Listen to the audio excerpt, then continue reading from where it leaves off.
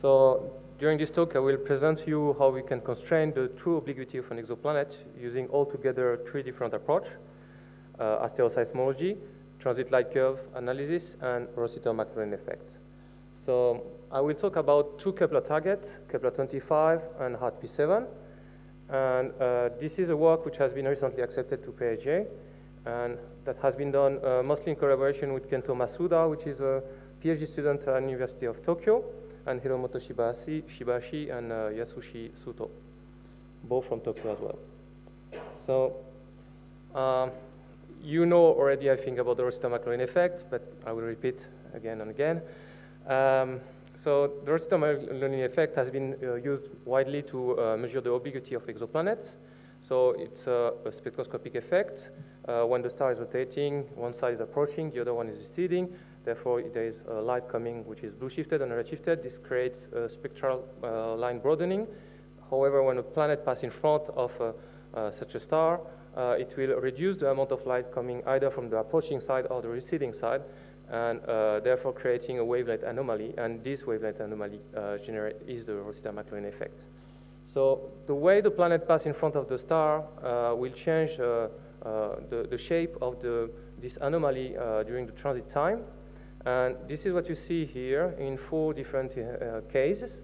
So in case A, the planet is an equatorial plane and in a prograde orbit. And in that case, what you see is first a blue shifting, a red shifting and then a blue shifting. And in the retrograde case, case B, you have the exact opposite. So first a blue shifting, then a red shifting.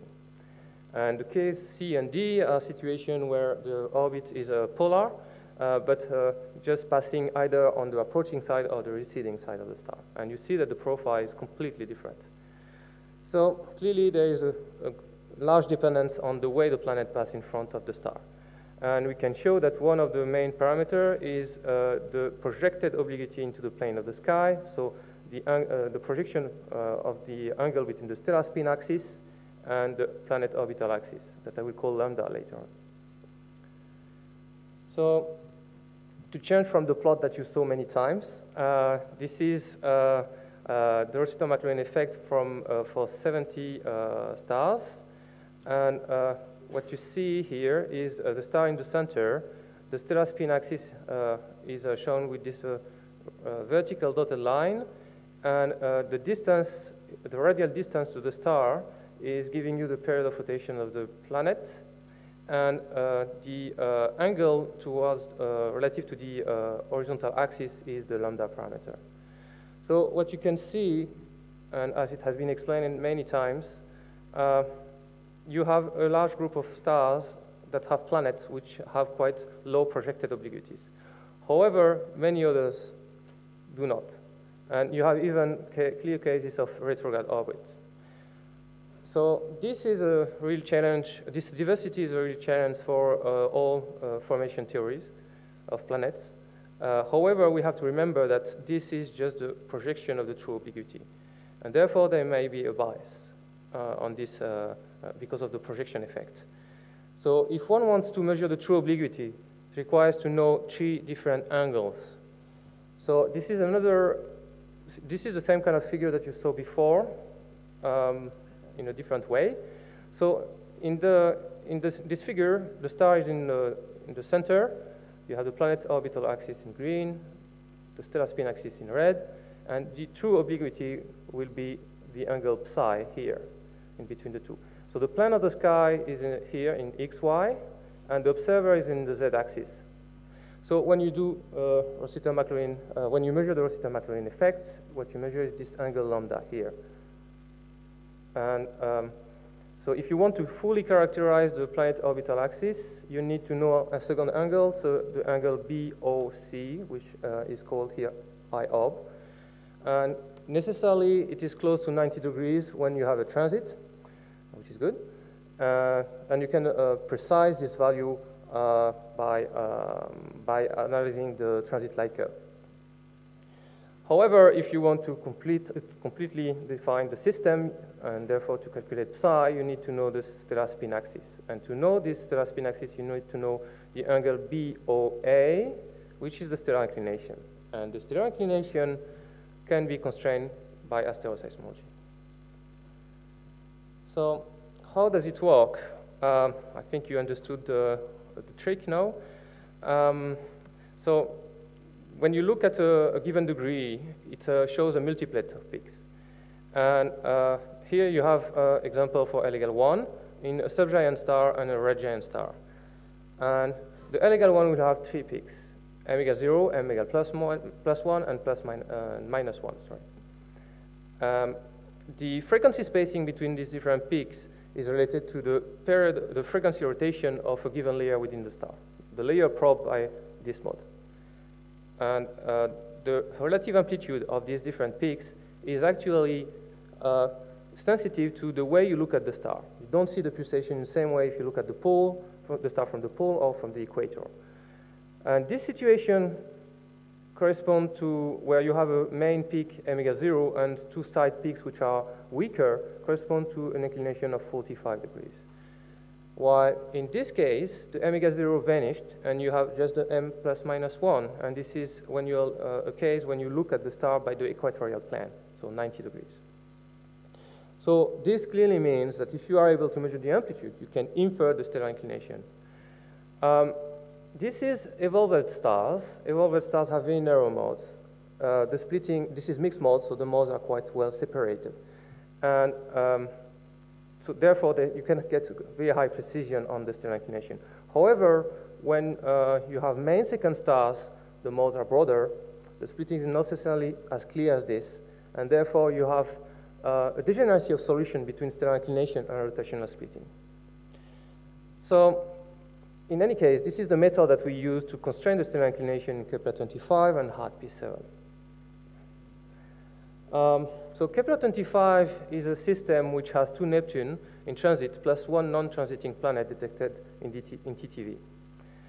And what you see on the bottom corner here is the power spectrum. It's a bit noisy, but even if it is a bit noisy, we still are able to measure the stellar inclination with a precision of plus minus 10 degrees roughly. So here is the correlation or the degeneracy of solution between the rotational splitting and the stellar inclination, as I told you before. And what is interesting to see is that the star is seen by 65 degrees from the pole, so it's almost the equator, but not exactly. The other thing which is interesting to look at is to these dotted lines. These dotted lines correspond to the V sin I, measured by spectroscopy. And this spectroscopic V sin I match perfectly with the maximum of the joint probability. So this indicates that the surface of the star is probably rotating at a very similar frequency than the interior of the star, or at least the outer layer of the star, because this rotational splitting is sensitive to the outer layer of the star, but the interior, not the surface. So it's some kind of evidence of a solid body rotation in the outer layer.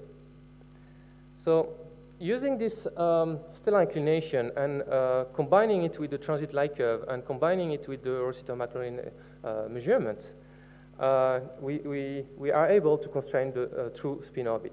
So we did a fully consistent analysis that was taking account of all the correlation, and you can take a look at the paper as soon as it will be on the archive to understand the methodology that we used. But the most important thing to see is that when you do such an approach, what you get is a true obliquity of 27 degrees. And this has to be compared with what you can get for the Rossiter-McLaughin effect alone, which suggests a flatter system. So the system is not really so flat, and you can compare with the solar system where the inclination is only, the obliquity is only 7 degrees. So this value of 27 degrees comes from this PDF in red. And if you assume a uniform prior for the stellar inclination, so no information at all on the stellar inclination, you get the black curve here for the probability density function. And you see that we can narrow down quite a lot the true obliquity by using the seismic information. So Now let's talk about HAT-P7. So HAT-P7 is a very famous system because it has a hot Jupiter, and it's one of the first systems that for which it has been detected a strong spin-orbit misalignment. So you see here again the power spectrum, and you see that the signal to noise is very good, even better than Kepler-25. However, the correlation between rotational splitting and stellar inclination is greater. So what could be the cause of this? First, HAT-P7 is a F-star, which is a bit hotter than Kepler-25 and has broader modes. Moreover, it has an unusual slow rotation rate for F-star. Usually we expect something around 3 to 8 days for an F-star. This star seems to rotate in roughly 16 days. So this means that the M component of a given degree would be very close to each other. This increased the degeneracy of solution between splitting and inclination. And this is why you see this strong correlation here.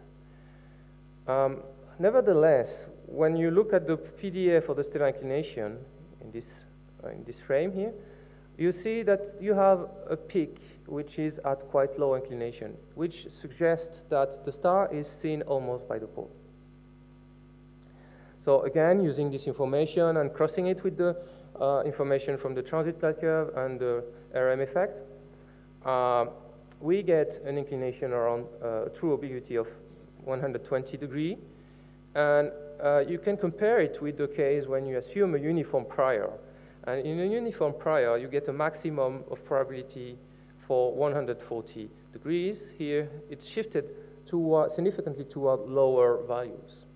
So this has two implications. First, the planet is probably in a quasi-polar orbit.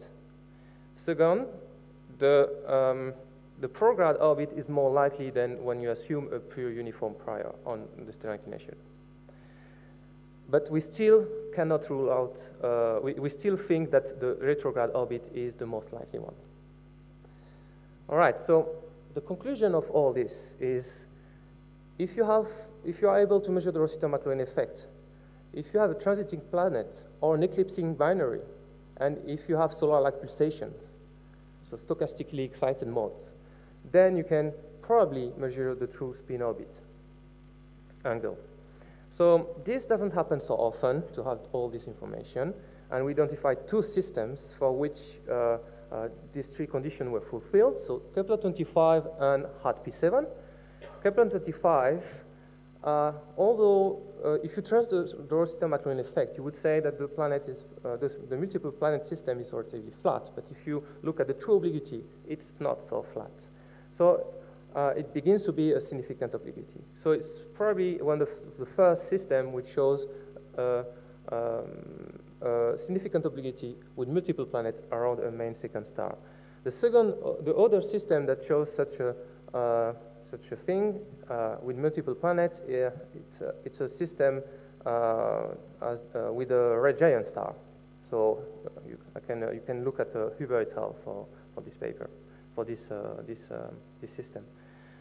And we have only two examples, and it's very hard to conclude anything about what could be the cause of this slight obliquity and obliquities in a multiple planet system. And other conclusion, so about HAT-P7 is that, as I said, it's very likely to be on quasi-polar orbit. It's very possible that the orbit is retrograde, but we cannot rule out a prograde orbit. Thank you.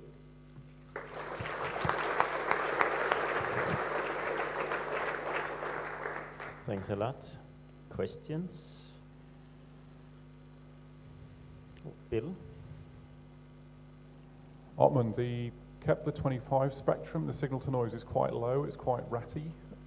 Did you check your results with simulations for sort of similar quality data? I didn't check with simulation, but it's obvious from the HL diagram. You can, when you're an expert in asteroseismology, you can see the two regions in the L-2 here. You can already see that the stellar inclination is close to 90 degrees, or at least higher than 60 degrees, because you see the 2m plus minus 2, like this. So if you look carefully here, you can see this. So, sorry? That means it could be quite close to 90? It could be close to 90, and when you look at the PDF, you cannot rule out this solution. However, if you look at the V-cyanide, you see that it matches better with the maximum of the joint probability than with the 90 degrees, which are here. So if you cross all the information that you get, unfortunately, we don't have a spot in this star, so we cannot cross the 3 information. It would be great, but we have at least 2 information that match with 65 degrees. Daniel? So in addition to the Rossiter-McLaughlin, you can also use star spot crossings to get the projected obliquity. Have you looked into any of course, if you have an active star, the asteroseismology becomes harder, but have you looked into any examples where you can combine star spot crossings and asteroseismology to get the 3D angle? I can't understand one word, crossing, before crossing? The star spot crossings. Star spot crossing. Yeah. You mean crossing all the information, so V-cyanide? No, the star spot crossing during transit is a method the star spot crossing. gives you the projected obliquity. So that's another way when you Yeah, can't do the you can Rossiter-McLaughlin. probably do it, but for these stars, it's not the case because there is no spot. Well, it seems we don't see any. But there could be examples in Kepler where you might be able to do it. Yeah, it's worth to look at this.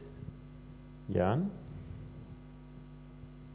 Well, I happen to know that there's been an independent analysis of HAT-P7. Yes.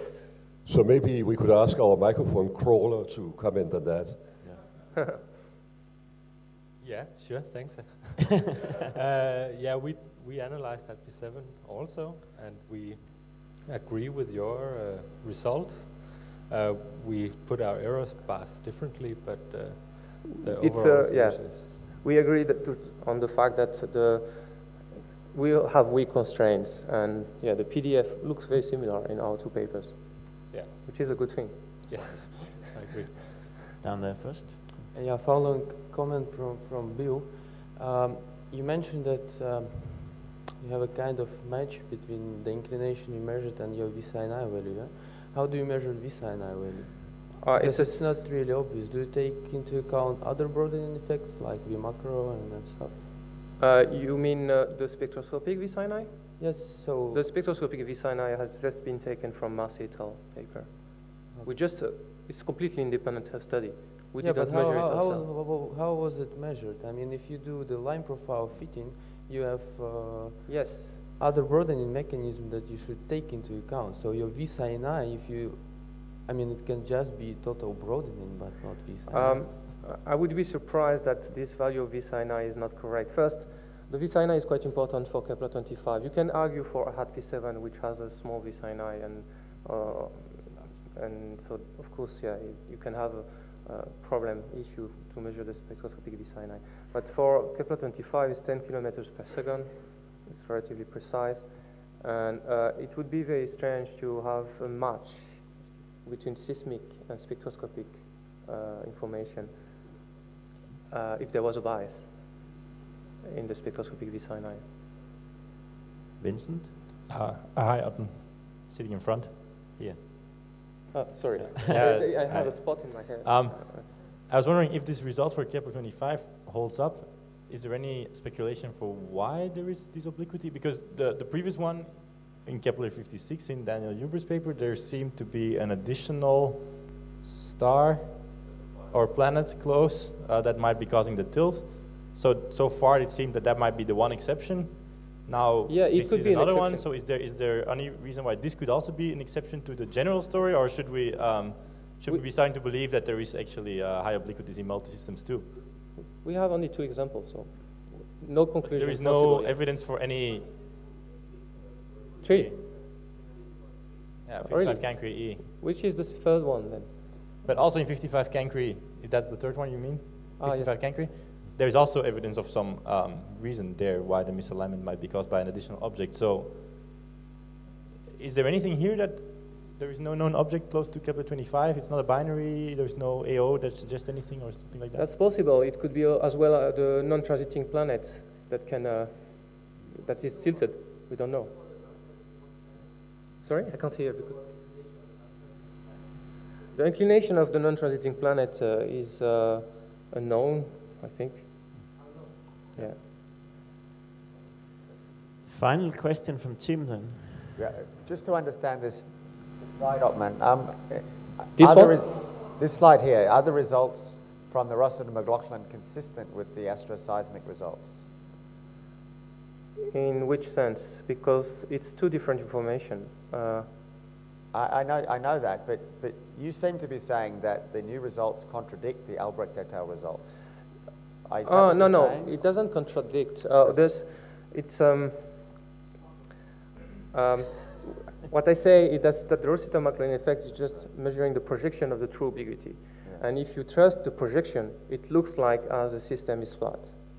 However, if you take account of all the angles, you realize that the true obliquity is not suggesting, the Rossiter-McLaughin effect is suffering probably from a bias due to the projection, basically.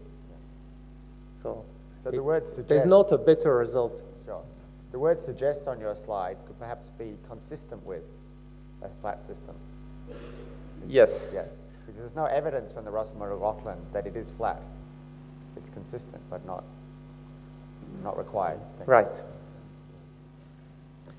Okay, let's thank Othman again. And